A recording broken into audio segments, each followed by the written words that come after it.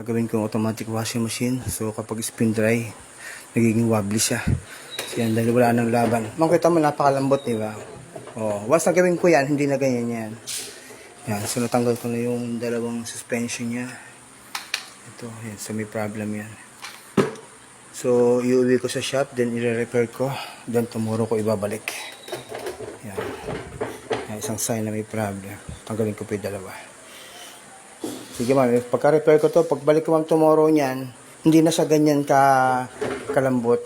Yan. Yan yung cause kung bakit siya nagiging masyadong wobbly kapag spin dry. Hindi na siya mag-iingay. Yun nga po. Kasi yan pong ganyan, yung ganyan po na sobrang malambot na yan yung suspension niya, yan yung nagiging cause kung bakit siya nagiging makalabog sa spin dry.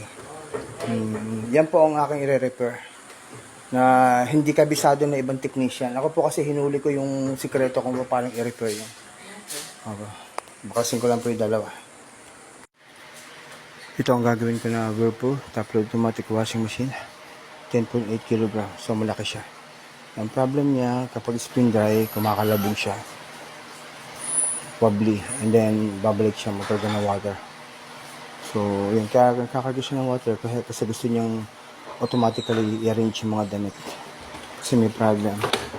Yun. May problem yung kanyang mga balancer.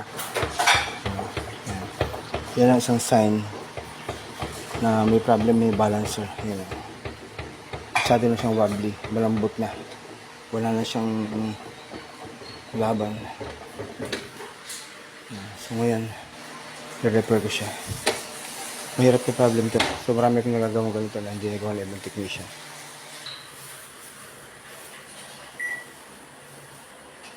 So nakalagay siya ngayon sa spin.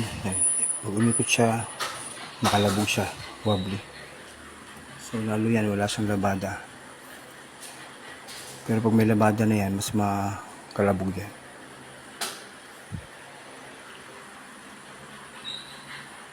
Spin dry. Pero sa wash okay siya.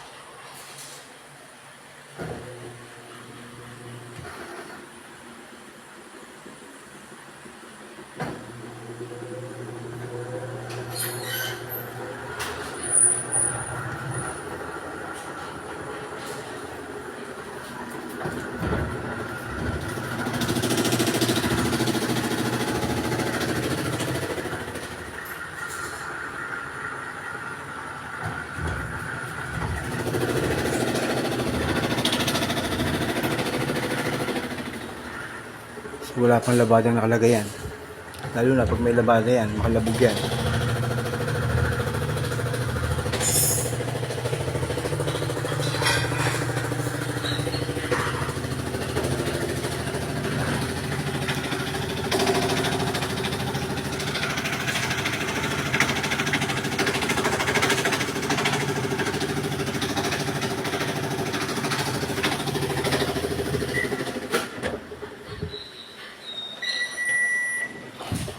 So, isang palatandaan kung may problem talaga sa balancer niya. Kapag ganitong malambot, malambot siya. Malambot, bouncy, wala siyang laban. So, ngayon gagawin ko na yan. Hopefully, matapos agad. Yung mga balancer may problem dyan, yung 4 na suspension. So, marami akong nagagawang ganito. Hindi magawa ng ibang technician.